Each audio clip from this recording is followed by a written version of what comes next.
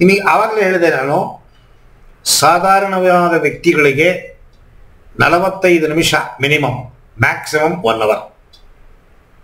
ಮೂಗು ಗಾಳಿ ಹೋಗುವ ಬರುವ ಪ್ಯಾಟರ್ನ್ ಚೇಂಜ್ ಆಗುತ್ತೆ.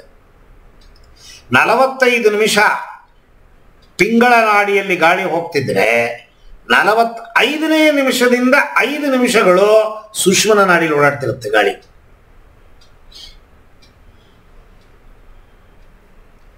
ಏನದು ಸುಷುಮ್ನ ನಾಡಿ?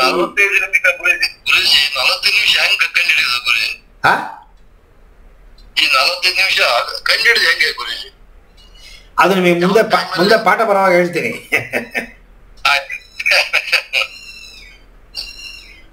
ಇದು ಎರಡಿದೆ, ಕಾನ್ಷಿಯಸ್ ಆಗಿ ಬದಲಾವಣೆ ಆಗೋದನ್ನು ಕಂಡುಹಿಡಿಯೋದು, ಅನ್ಕಾನ್ಷಿಯಸ್ ಆಗಿ ತಾನಾಗೆ ಅದು ಸಾಫ್ಟ್ವೇರ್ ಹೇಗೆ ಮಾಡಿರ್ತಾರೆ ಅದು ತನ್ನ ಕೆಲಸ ತಾನು ಮಾಡ್ಕೊಳ್ಳುತ್ತೆ. ಹಾಗೆ ಭಗವಂತ ನಮ್ಮ ತಲೆ ಒಳಗಡೆ ವಿಂಡೋಸ್ XP ಅಥವಾ ವಿಂಡೋಸ್ 11 ಏನೋ ಒಂದು ಹಾಕಿದ್ದಾನ, ಅದು ತಾನಾಗೆ ಕೆಲಸ ಮಾಡ್ತಿದೆ. ನಾವು ಕಂಡುಹಿಡಿದಿದ್ದನ್ನ ಭಗವಂತ ಯಾವಾಗಲೂ ಎಷ್ಟೋ ಸಾವಿರಾರು ವರ್ಷ, ಸಾವಿರ ಲಕ್ಷಗಟ್ಟಲೆ ವರ್ಷದ ಹಿಂದೆ ಈ ಸಾಫ್ಟ್ವೇರ್ನ ಕಂಡುಹಿಡಿದು ಮನುಷ್ಯನ ಸೃಷ್ಟಿ ಮಾಡಿದ್ದ. ಮನುಷ್ಯನ ಕೈಯಲ್ಲಿ ಮನುಷ್ಯನ ಸೃಷ್ಟಿ ಮಾಡೋಕ್ಕಾಗಲ್ಲ, ಸಾಫ್ಟ್ವೇರ್ ಮಾಡ್ತಾನ. Windows XP, Windows 11, Windows 10. ಆದರೆ ಇಲ್ಲಿರೋ ಪರಿಪೂರ್ಣತೆ ವಿಂಡೋಸ್ 10 ಇಲ್ಲ. ಭಗವಂತನ ಇಲ್ಲ ಅಂತಾರೆ. ರಾಮನ ಫೋಟೋ ಮೆರವಣಿಗೆ ಮಾಡಿ ಚಪ್ಪಲಿಲಿ ಹೊಡಿತಾರೆ, ಬೆಂಕಿ ಇಡ್ತಾರೆ ದೇವಸ್ಥಾನಗಳಿಗೆ, ದೇವಸ್ಥಾನದ ಒಳಗಡೆ ನುಗ್ಗಿ ಕದೀತಾರೆ. ಏನು ಹೇಳ್ತೀರ ನೀವು? ಯಾವ ಪವಿತ್ರತೆಯು ಪಡೆಯೋದು ಬೇಡ, ಸತ್ಯಗಳನ್ನು ತಿಳ್ಕೊಂಬಿಟ್ರೆ ಅದೇ ಭಗವಂತನ ಕ್ವಾಲಿಟಿ. ಸತ್ಯ ಗೊತ್ತಾಗಬೇಕು ನನಗೆ, ಸರಿ ತಪ್ಪು ಸತ್ಯ ಗೊತ್ತಾಗೋದೇ ಜ್ಞಾನ. ಎಲ್ಲದೋ ಹೊಟ್ಟೋದೆ ನಾನು. ಸರಿ, ಇಲ್ಲಿ ಈ ಸೈಡ್ ಸ್ಟೋರಿಗಳು ಸ್ವಲ್ಪ ಬೇಕು, ಇಲ್ಲಾಂದರೆ ಮುಂದೆ ಹೋಗಲ್ಲ ಪಾಠ. ಸುಮ್ಮನೆ ನಾನು ಬೊಗಳ್ದಾಗ ಕೂತಿದ್ದರೆ ನಾನು ಎಕನಾಮಿಕ್ ಕ್ಲಾಸ್ ಹೋಗ್ತಿರ್ಲಿಲ್ಲ. ನಾವೆಲ್ಲ ಎಕನಾಮಿಕ್ಸ್ ಟೀಚರ್ ಬಂದರೆ ನಾವೆಲ್ಲರೂ ಹೊರಗೆ ಬಂದ್ಬಿಡುವು. ಅವ್ರು ಒಂದು ಕ್ಲಾಸ್ ಮುಗಿದು ನೆಕ್ಸ್ಟ್ ಕ್ಲಾಸ್ ಬರುತ್ತೆ ಅನ್ನೋದಕ್ಕೆ 5 ನಿಮಿಷ ಗ್ಯಾಪು. 5 ನಿಮಿಷದಲ್ಲಿ ಎಲ್ಲ ಖಾಲಿ ಮಾಡ್ಬಿಡುವು. ಮುಂದ್ಗಡೆ ಫ್ರಂಟ್ ಬೆಂಚ್ ಅವ್ರು ಮಾತ್ರ ಕೂತಿರೋರು. ಆ ರೀತಿ ಎಕನಾಮಿಕ್ಸ್ ಪಾಠ ಮಾಡ್ದಾಗ ನಾವು ಮಾಡಕ್ಕೆ ಹೋದ್ರೆ ನೀವು 2ನೇ ದಿವಸ 3ನೇ ದಿವಸ ಬರಲ್ಲ. ಅಯ್ಯೋ ಯಪ್ಪ ಬ್ಲೇಡ್ ಆಗ್ತಾರಪ್ಪ, ಯಾವ ಬೇಕು ಪಾಠ. ಈ ಸೈಡ್ ಸ್ಟೋರಿ ಇಂಟ್ರೆಸ್ಟ್ ಮೈನ್ ಸ್ಟೋರಿಲಿ ಇಲ್ಲ.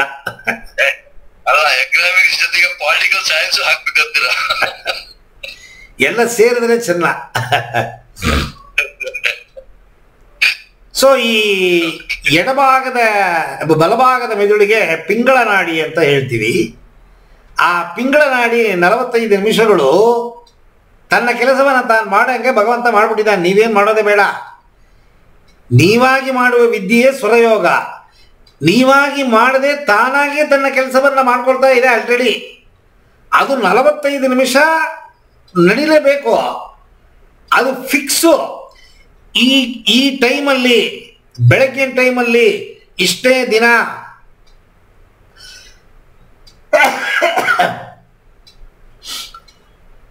ಈ ಗಳಿಗೆ ಈ ವೇಳೆ ಅದು ಈ ನಾಡಿ ಆಕ್ಟಿವ್ ಆಗಿರಬೇಕು ಅಂತ ಅನ್ನೋದು ಫಿಕ್ಸ್ ಆಗೋಗಿದೆ.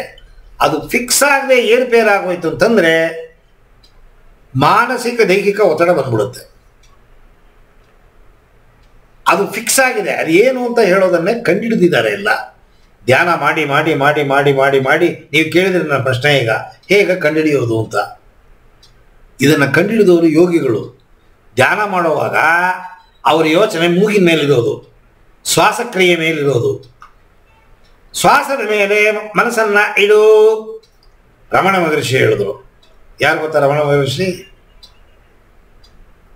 ಭಗವಾನ್ ಶ್ರೀ ರಮಣ ಮಹರ್ಷಿ 8-9 ವಯಸ್ಸಲ್ಲಿ ಮನೆ ಬಿಟ್ಬಿಟ್ರು. ಭಗವಂತನ ನೋಡ್ತೀನಿ ಅಂತ ಬಿಟ್ಬಿಟ್ರು ರಮಣ ಮಹರ್ಷಿ. ಅವ್ರು ಹೇಳೋರು ಸುಮ್ಮ ಇರು. ತಮಿಳಿನಲ್ಲಿ ಸುಮ್ಮ ಇರು ಅಂದರೆ ಸುಮ್ಮನೆ ಇರು. ಗುರುಗಳೇ ಧ್ಯಾನ ಅಂದರೆ ಏನು ಅಂತ ಕೇಳ್ತಾನ ಶಿಷ್ಯ. ಅದಕ್ಕೆ ಹೇಳ್ತಾರೆ, ಸುಮ್ಮನೆ ಏನಪ್ಪ ನೀನು, ಸುಮ್ಮನೆ ಇದ್ದು ನೋಡೋಣ. ನೀವು ಸಾಧ್ಯವೇ ಇಲ್ಲ. ಸುಮ್ಮನೆ ಇರು ಅಂತಾರೆ. ಅಂದರೆ ಏನು? ಕೂತ್ಕೋಬೇಕು, ಕಣ್ಣು ಮುಚ್ಕೋಬೇಕು, ಸುಮ್ಮನೆ ಇರಬೇಕು. ಸಾಧ್ಯವಿಲ್ಲ. ಏನು ಓಡುತ್ತೆ ನದಿ ಪ್ರವಾಹ, ಹೇಗೆ ನೀರು ಹರ್ಕೊಂಡು ಹೋಗುತ್ತೆ ಹಂಗೆ ಆಲೋಚನೆಗಳು.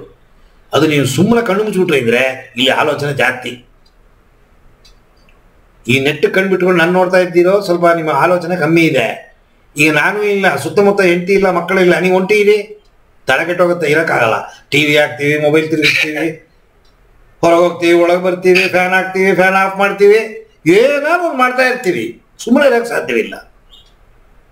ಹಾಗೆ ಇದು ಸುಮ್ಮನೆ ಇರಬೇಕು ಅಂತ ಕೆಲವು ಟೈಮ್ ಇದೆ, ಎಡನಾಡಿ ಪಿಂಗಳ ನಾಡಿ. ಆ ಟೈಮನ್ನು ಮೀರಿ ಏನಾದ್ರು ಮಾಡ್ತಾ ಇದ್ದು ಅಂತಂದ್ರೆ ನಿಮ್ಮ ವಾತ ಪಿತ್ತ ಕಫ ಮಾನಸಿಕ ದೈಹಿಕ ಒತ್ತಡ ಬಂದುಬಿಡುತ್ತೆ. ಹಾಗೆ ಈ ರೈಟ್ ನಾಸ್ಟ್ರಿಲ್ ಏರುಪೇರು ಆಯಿತು ಅಂತಂದ್ರೆ ಸೀಸೋಫಿರ್ನಿಯಾ ಹಾಗೆ ಅನ್ನೋ ಕಾಯಿಲೆ ಬರುತ್ತೆ, ಮಾನಸಿಕ ಕಾಯಿಲೆ. ನಿಮ್ಮ ಥಾಟ್ ಪ್ರಾಸೆಸ್ಸು ಚೇಂಜ್ ಆಗೋಗುತ್ತೆ, ಎಮೋಷನ್ನು ಚೇಂಜ್ ಆಗೋಗುತ್ತೆ, ಮತ್ತೆ ಕೋಪ ಬರೋದು ಅಥವಾ ನಿಮ್ಮ ಫೀಲಿಂಗ್ಸಲ್ಲಿ ಏರುಪೇರಾಗೋದು. ಕೆಲವರು ನೋಡಿ ಎರಪ್ಟ್ ಆಗ್ತಾರೆ, ಕೆಲವು ಟೈಮಲ್ಲಿ ಮಾತಾಡ್ತಾನೆ ಇರ್ತಾರೆ, ಬಿಹೇವಿಯರ್ ಚೇಂಜ್ ಆಗುತ್ತೆ, ಸಡನ್ ಆಗಿ ಹೊಡೆದು ಬಿಡ್ತಾರೆ. ಅವ್ನು ಹೊಡಿಯೋಕೆ ಬರ್ತಾನೆ ಅಂತಲೇ ಗೊತ್ತಾಗಲ್ಲ, ಹೊಡೆದೇ ಬಿಡ್ತಾನೆ ನಮ್ಮನ್ನ. ಈ ಥರದ್ದೆಲ್ಲ ನಡೆಯುತ್ತೆ ಅಂತಂದರೆ ನಿಮ್ಮ ಮೆಂಟಲ್ ಫ್ರಾಗ್ಮೆಂಟೇಷನ್ ಅಂತ ಹೇಳ್ತೀವಿ, ಅದಾಗೋಗುತ್ತೆ. ಲೆಫ್ಟ್ ನಾಸ್ಟ್ರಿಲ್ ಬ್ಲಾಕ್ ಆಯಿತು ಅಂತಂದರೆ ಡಿಪ್ರೆಷನ್, ಎಮೋಷನಲ್ ಬ್ಲಾಕೇಜ್ ಅಂತ ಹೇಳ್ತೀವಿ ಅದನ್ನು. ಅಂದರೆ ಸಾಧಾರಣ ಮನುಷ್ಯನಿಗೆ ಕೋಪ ಬರಬೇಕು, ದುಃಖ ಬರಬೇಕು, ಆನಂದವಾಗಿರೋ ಇರಬೇಕು. ಡಿಪ್ರೆಷನ್ ಬಂದವ್ರಿಗೆ ಹಂಗಿರಲ್ಲ, ಯಾವಾಗಲೂ ಒಂದೇ ಥರ ಇರ್ತಾರೆ ಅವರು. ಅಂದರೆ